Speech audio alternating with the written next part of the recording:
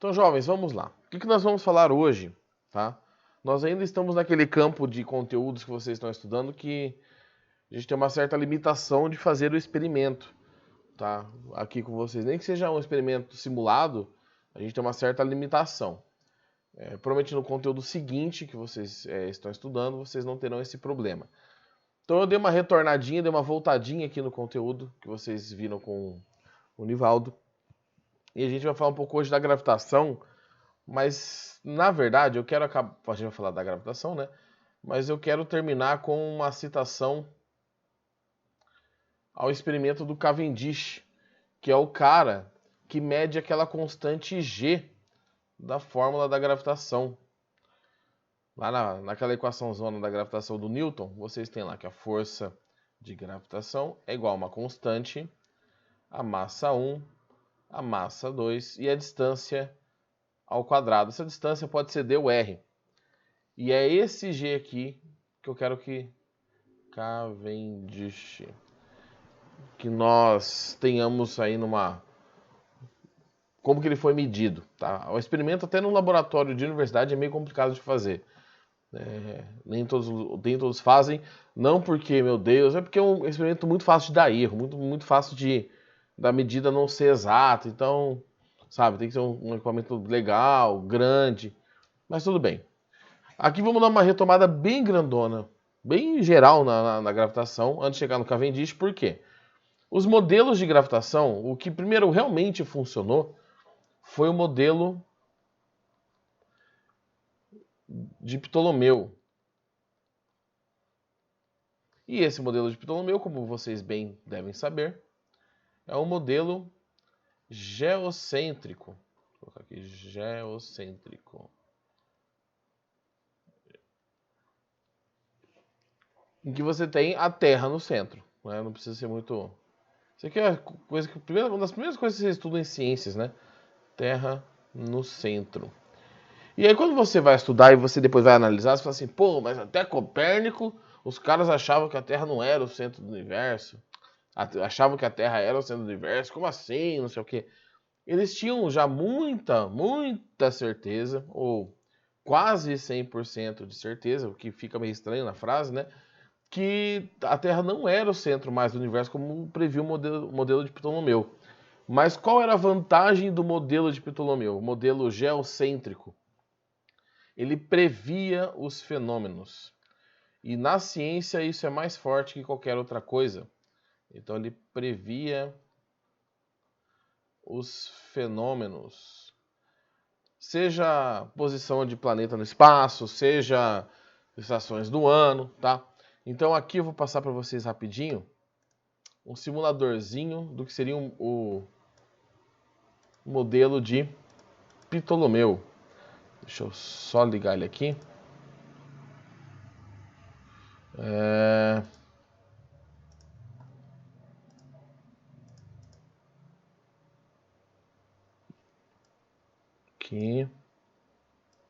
Aqui e aqui. Então, ó, vocês vão ver aqui no cantinho o modelo do Ptolomeu. A bolinha azul é a Terra no centro, né?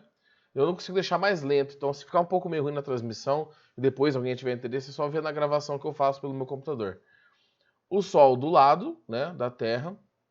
Vou colocar aqui para vocês verem, fica mais fácil. Aqui eu tenho, então, no centro a Terra, do lado o Sol, Marte e Vênus, e Júpiter, Tá? Quando você dá um play nesse simuladorzinho e coloca os caminhos, você percebe que a Terra está no centro, o Sol orbita em volta da Terra. Até aí, beleza. Nem estou pensando em Lua aqui. E o comportamento dos outros planetas, ele era justificado como se eles orbitassem em volta de um outro ponto. Você vê Marte orbitando em volta de um ponto, é o vermelho, e Júpiter também, porque quando você observa daqui da Terra, ele faz esse movimento relativo. Tem um movimento que ele está indo para um lado, ele para de ir para um lado, volta um pouquinho e vai para o outro. Tá? Júpiter faz isso bem mais do que a Terra, e Marte faz um pouquinho. E o modelo de Ptolomeu conseguia explicar esse fenômeno, mesmo eles sabendo que o Sol já é, eles na época, sabendo que o Sol era o centro do sistema solar. por várias outras questões, tá, que conseguiam ser explicadas, mas essa aqui não conseguia ser explicada. Qual foi a solução encontrada pelos cientistas, então? Bom, a solução mesmo foi a observação. Aí você tem várias pessoas ali no meio. Copérnico, Descartes, Tycho Brahe, que era um dos caras que mais fez observações sobre o nosso sistema solar.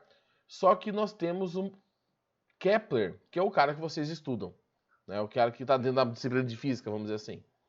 E o que o Kepler fez?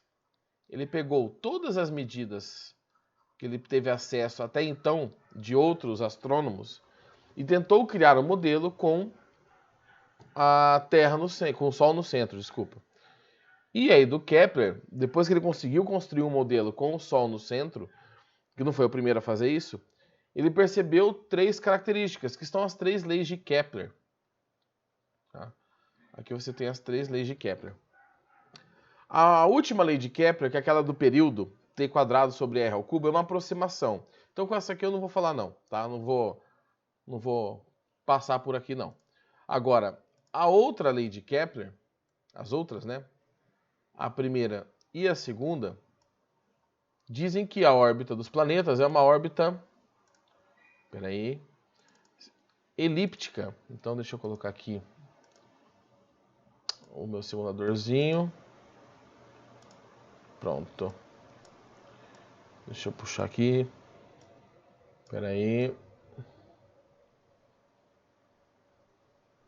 Tá, vou colocar aqui. Vou colocar meio por cima mesmo para não ficar muito pequeno. Então aqui eu tenho um corpo central, que seria o Sol, né? E aí eu vou lançar um outro corpo aqui, ó. Esse aqui é o vetorzinho velocidade.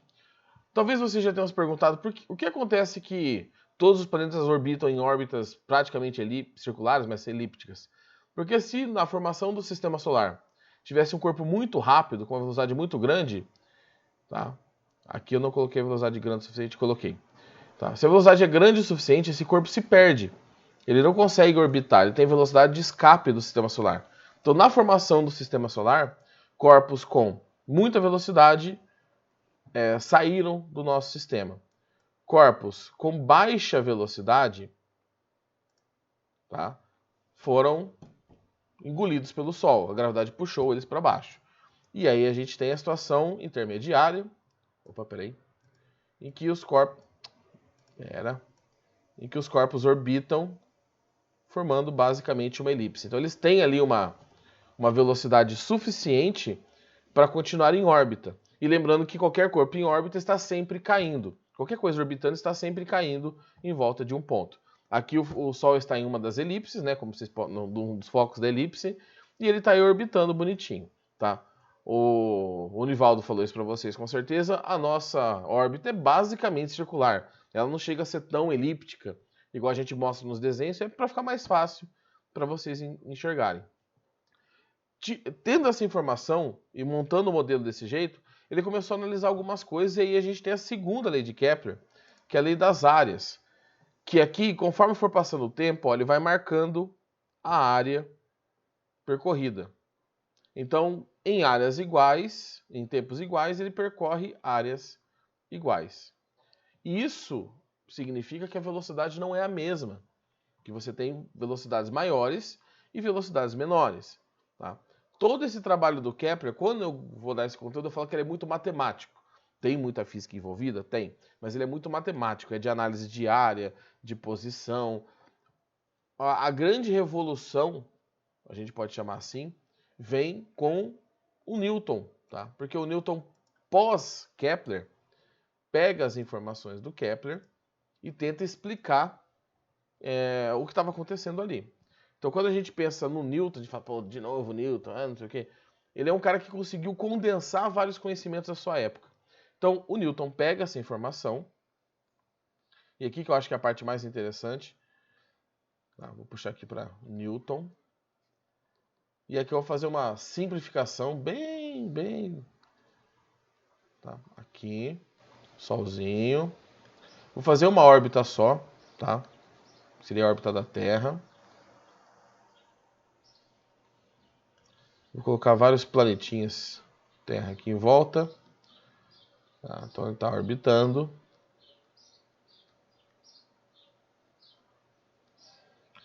Aqui, para cima, para cima, para cima, para cima. Aqui, gelinho. E verdinho aqui, pronto, beleza. Temos o planetinha orbitando, nosso planeta orbitando o Sol. Vamos falar que a rotação dele está para cá. O movimento está para cá.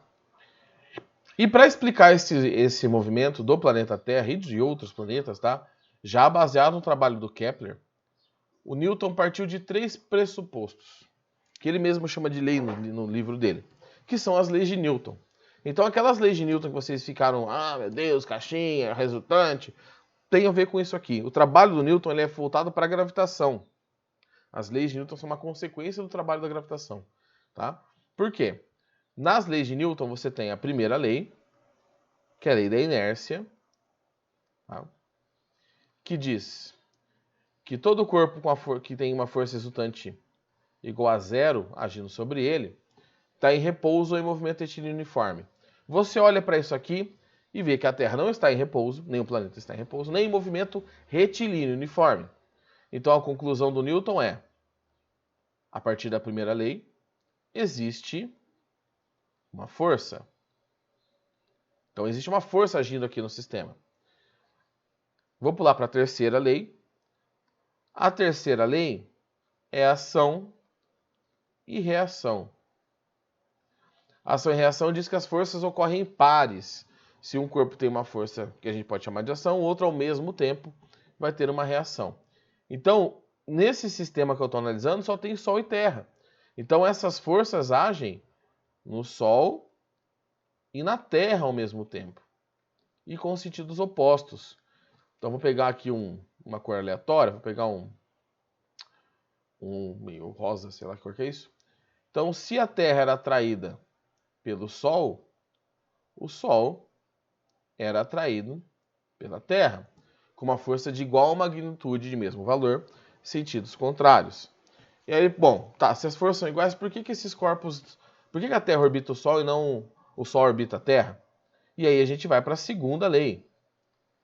A segunda lei de Newton, que é a lei da dinâmica. Vou colocar só o nome, né? A lei fundamental da dinâmica, que é aquela equaçãozinha que todo mundo conhece. Força resultante igual a massa vezes a aceleração. E aí a conclusão do Newton é, bom, se a força é igual, quanto maior a massa, menor a aceleração. Então, o Sol, ele basicamente não se move porque ele é muito mais massivo do que a Terra. A Terra acaba orbitando em volta, tendo um movimento mais acentuado, vamos dizer assim, porque ela tem menor massa. E com essas três leis e muita geometria, porque não existia cálculo vetorial na época, muita geometria, ele chega na equação da gravitação universal que eu citei ali para vocês. Só que tem um problema. E esse G? Esse G, por mais que o Newton tivesse achado o valor do G lá na teoria dele, ele teria que ser provado. Esse G, quando eu falo, é esse aqui, né? Ó. Esse aqui é a constante. Constante universal da gravitação. Porque se está medido, tem que ser experimentado isso também. Tá? E aí que ficou um problema. Quem que vai medir, como que vai medir, é complicado, porque para quem lembra do valor da constante, a constante vale 6,67 vezes 10 a menos 11. E aí tem uma medida aqui, Newton metro quadrado por quilograma ao quadrado. Então é uma medida muito pequena. Tá? Desconsiderando a unidade, é uma medida muito pequena. 10 a menos 11. Então é muito complicado de medir. Tá? Então algumas predições desse modelo. Primeiro, que o Sol também teria uma aceleração. O Sol não se mexe, professor? Sim, jovem, o Sol se mexe. Deixa eu achar aqui meu esqueminha de planetas aqui. Achei. Então, cadê? Meu sistema solar. Aqui. Aqui. Então, olha só. Vou colocar aqui para vocês verem mais um simuladorzinho.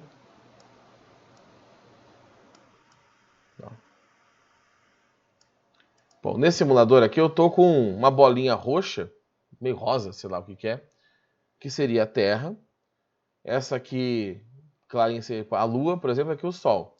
Quando eu solto, coloco elas em movimento, esses vetores grandões são os vetores velocidades, tá?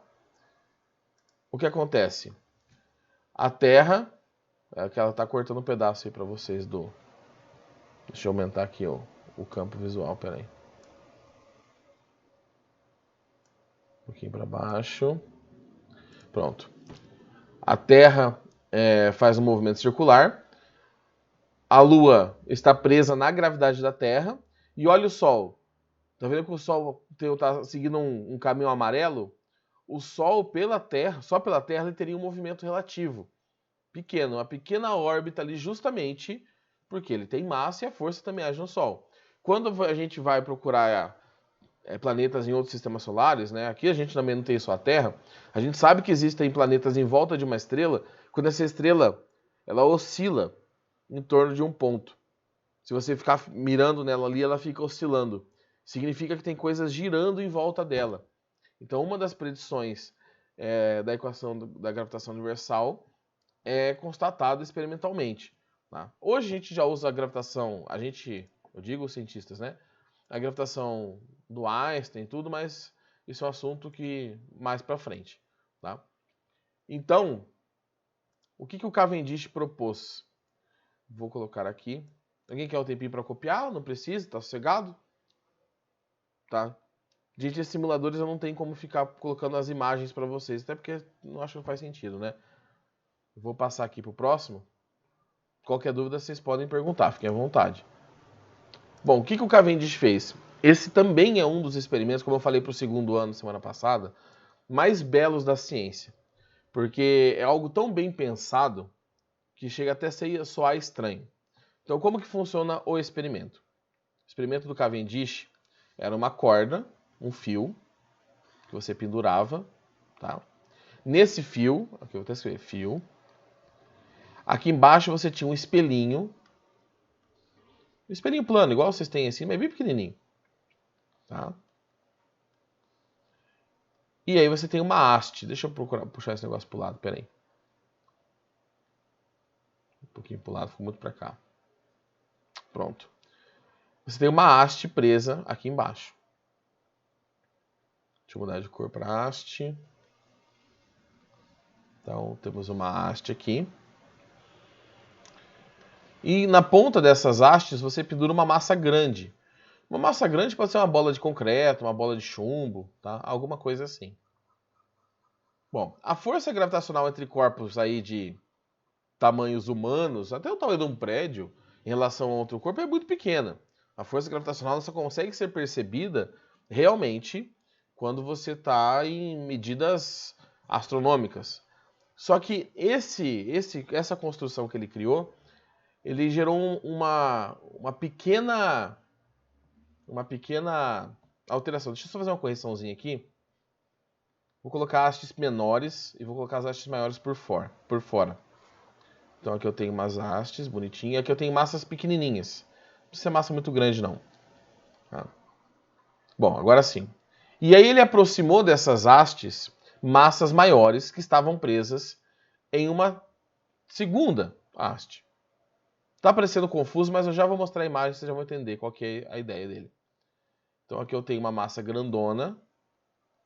E aqui eu tenho uma massa grandona. A força gravitacional para corpos na Terra, tirando a nossa interação com a Terra, é muito pequena. Só que nessa construção, isso aqui seria um desenho ali, tá? Um pouco mais bem feito do que o meu. Nessa construção, o que acontece? Na posição de repouso, ele joga um raio de luz, um laser. Na época eu não usava laser, né? A gente usa hoje.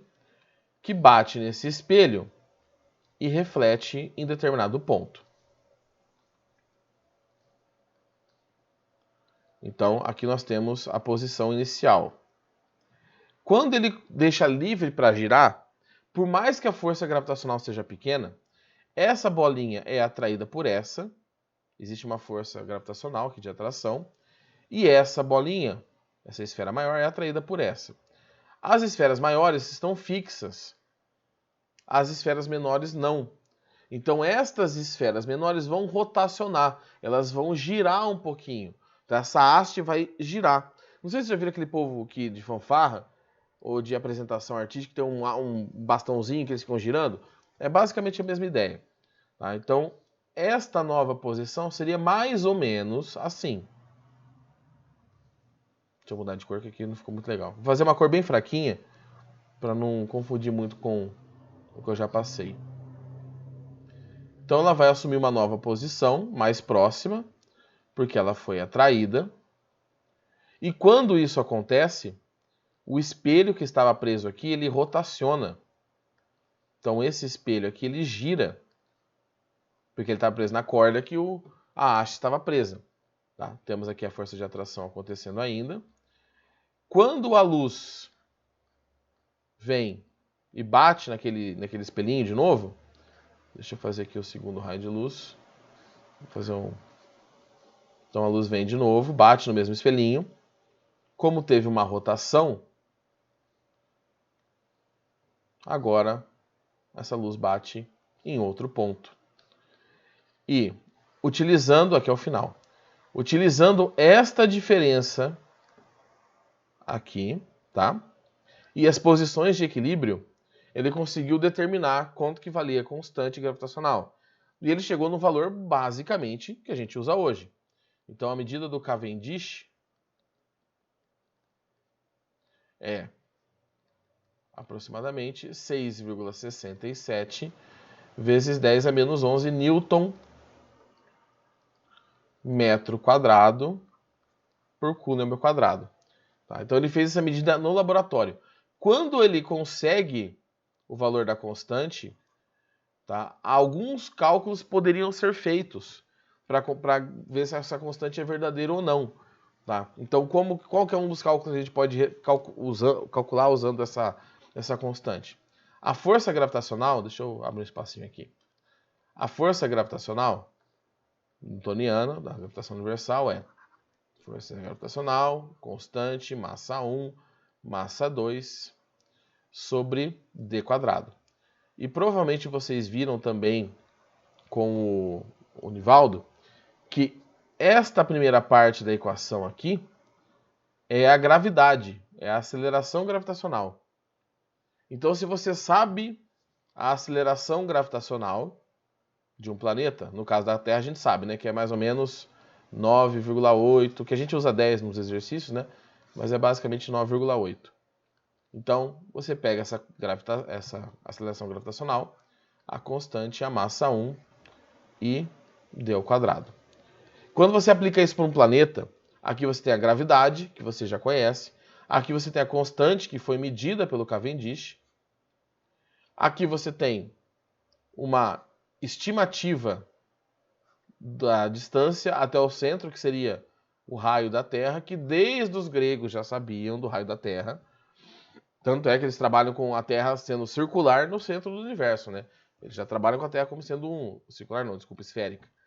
E aí você consegue, depois que o Cavendish fez essa medida, encontrar a massa do planeta Terra, usando a equação proposta por Newton. Quando você encontra a massa do planeta Terra, você pode voltar lá naquele probleminha que o sistema solar está envolvido, que o Sol está envolvido, desculpa. Já existia uma estimativa de distância para o Sol, então você tem a constante determinada, a distância para o Sol determinada, uma massa determinada e você pode descobrir a outra massa, e você descobre a massa do Sol. Tá? Então, a medida do Cavendish, esse experimento feito por ele, tá? Esse aqui, eu vou voltar onde eu estava lá. Esse experimento ele é extremamente necessário para validar as ideias do Newton. Tá? Porque na ciência as coisas funcionam mais ou menos assim. As pessoas falam, demonstram algumas coisas. Umas, beleza, a galera já aceita e é sucesso. Outras você precisa de um teste. E o teste aqui foi o experimento de Cavendish. Se você procurar alguns vídeos na internet, eu não vou colocar porque normalmente são meio longos, não sei, 7 minutos, a nossa aula não é muito grande. Mas se você colocar um vídeo na internet, você vai ver esse experimento acontecendo, eles fazendo esse experimento.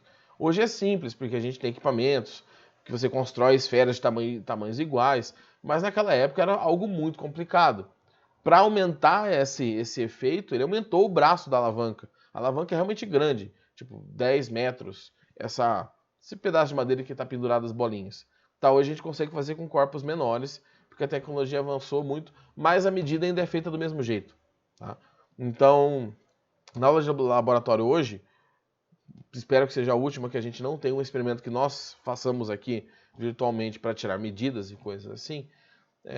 Eu queria discutir com vocês essa ideia de como às vezes um experimento que é complicado, não vou falar que vocês vão sair daqui, nossa, repetindo o experimento Cavendish, longe disso, mas como um experimento, uma parte experimental, ou valida, ou altera todo um caminho que antes estava só na parte teórica, tá? Lembrando que as medidas astronômicas vêm de experimentos, vêm de observações, então uma coisa meio que anda junto com a outra, tá? Então, recapitulando de forma geral, tínhamos o modelo de Ptolomeu. O modelo de Ptolomeu é enterrado, vamos dizer assim, pelo modelo geocêntrico, heliocêntrico. Só quando esse modelo heliocêntrico consegue explicar as coisas. Só que quando esse modelo heliocêntrico surge, ele já surge com quase que um bônus na história ali. Pouco tempo depois que o Sol é colocado no lugar dele no centro do universo, do sistema solar, a gravitação já é determinada. Já é um método ali que você pode explicar como os corpos funcionam.